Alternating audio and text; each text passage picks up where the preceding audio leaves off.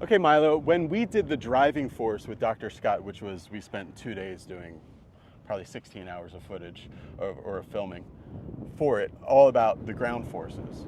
One thing that we dove really deep into and we got some really good science about is all the stuff that happens before even the club moves at all. Yeah. So just talk a little bit about the importance of the trigger for great level golfers. Well, the trigger is kind of what breaks the ice and gets the ball rolling. If you try to start from static, things get jerky off the ball. A lot of things just don't function correctly. The sequence gets out of whack. Okay, so we're going to get more into like how to build an effective trigger and everything. But I think one thing to look at is, so Milo just hit a shot. It was a good shot, right? Yeah, it was good. I just chipped it though. Yeah, it was just, we can't hit too far here, but just to show the straightness more than anything, we're going to try to disrupt your swing here, Milo, a little bit by hit a few shots for us where if we had you on gears, you wouldn't move at all before the club head moves. Okay. And if we had you standing on a swing catalyst, there would be no pressure shift before you move. Okay. But then after that, try to hit a good shot. Yeah. But there can be really no motion or a trigger at all. Okay. Now you weren't hamming it up. No. Okay. No. I'll try again. I can hit it harder than that maybe, but I don't know if I can hit it straight. Yeah, but you have to be a total flat line on the foot pressures and then a total statue on what would be gears. I can't move. No, don't move. That's so hard. All right, so we took Milo from about a +6 golfer to about a 11 or 12. Real fast. Real fast. So I think that is an amazing description of the importance of, so to kind of talk to us about what we found when we did the driving force, not only with players like Matt Wolf, where we really see it, or Gary Player, but also in players like, he has the data on Cameron Champ, Adam Scott, some people that you don't really see them move. Yeah. But what's happening before the club head even goes? Their pressure goes left and then goes right, and then the club head moves. Pantomime that for me a little bit. So with all of them, before the club head even starts to go, you'll see pressure spike under the left foot and then shift to the right foot to get things moving. Right. You won't see anybody who's really good go from actually static. Even though it might not look like their mass is moving around a lot, what's happening under the feet is pretty significant. Yeah, so maybe if there was like scales or, obviously the swing catalyst shows the pressure, they might look like this, but actually if you could see what was happening, it would be. Yeah, it's significant. Almost, for a lot of them, it goes 100% under the left foot. Show me that, yeah. So there'll be 100% pressure under the left foot, so this foot's almost airborne, even though it might not look like it moves. Yep.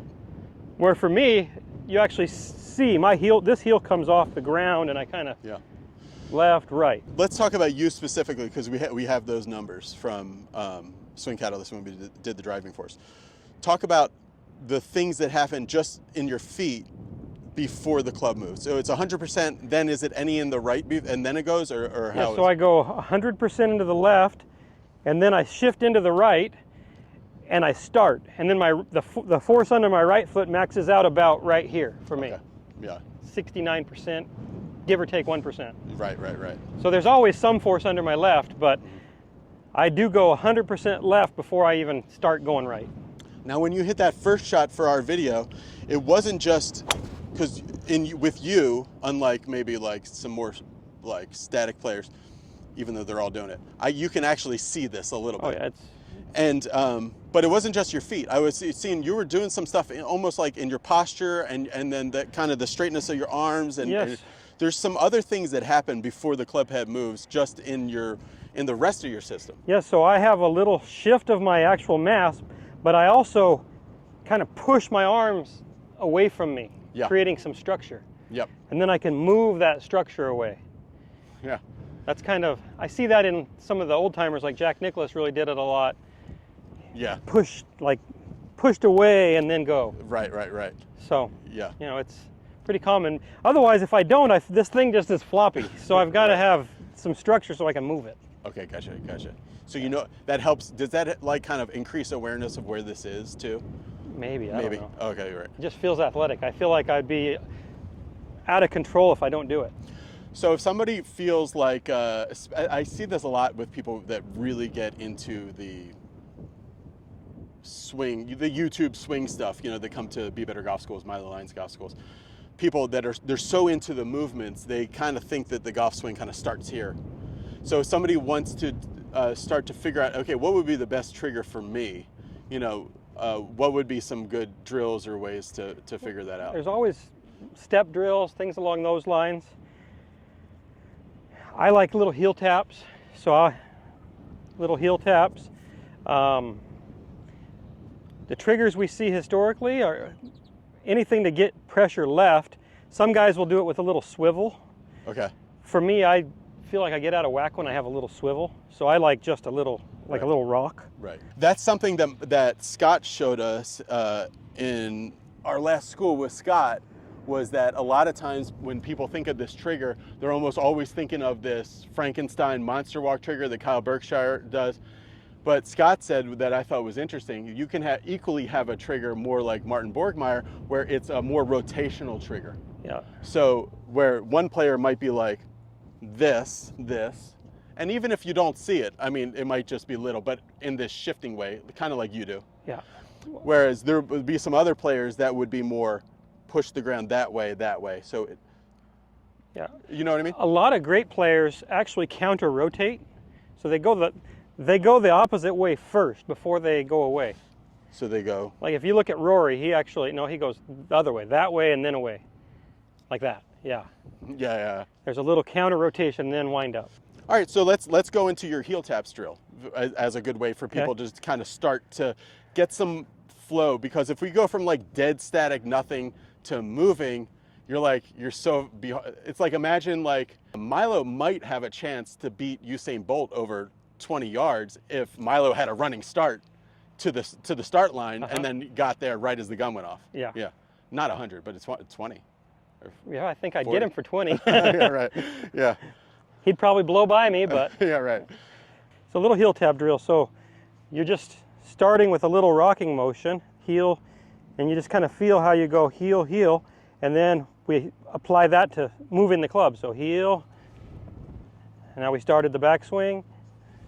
Now we add the down part, and then we can go. Do it one more time. Mike wants to get this angle behind you to see your heels. Okay.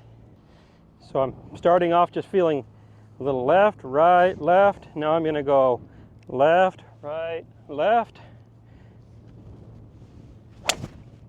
Okay, so the first thing you do, Milo, is just kind of like this marching drill almost. Yeah. Where we're moving our heels. And then you feel like when this one hits the ground, That's when the club starts to go. launches. So then we do the marching drill with then now getting it started. And then when the other heel hits the ground, that's when we get to start the downswing. Right.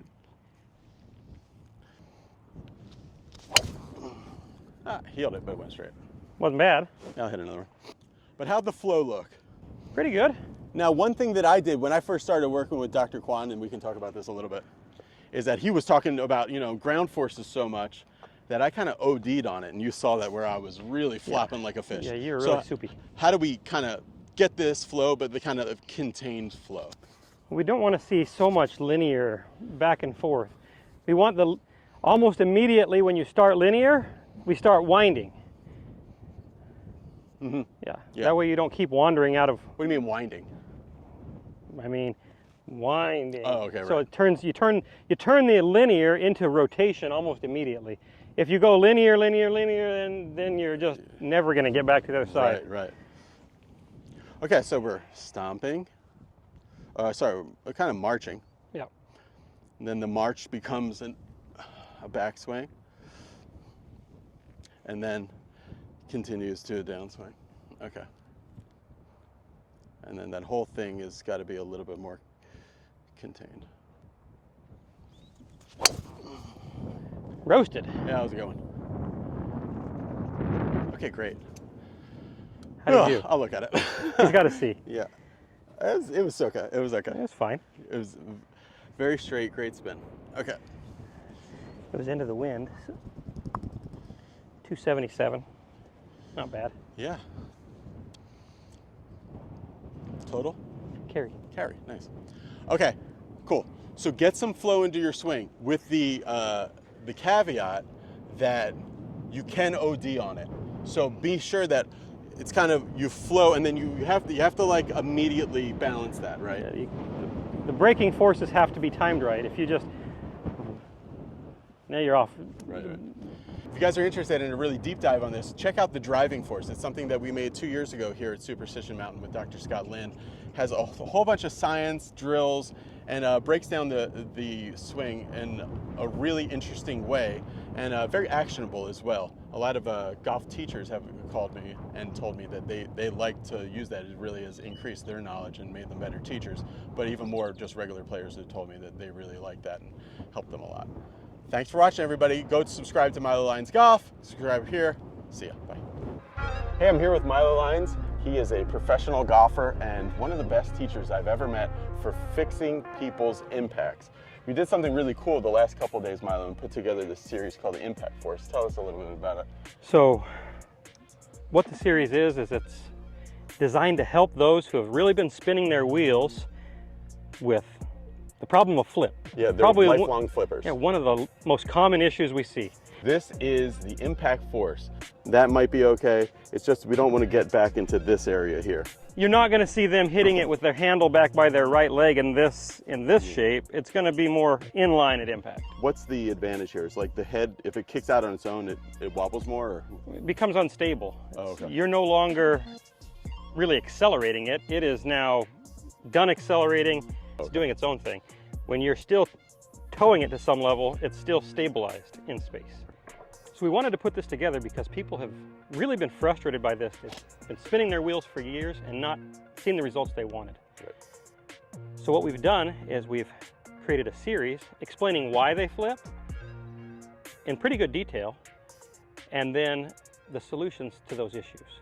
When I put my grip on, which for me, that's 3 knuckles. Extension in my trail wrist, my chest has to turn quite a lot. So those go hand in hand with a step-by-step process to follow. Yeah, it's really simple, but really impactful. Go to the description to this video and you'll see a link for the Impact Force. I really think you're gonna like it. And at impact, they will have some amount of lean.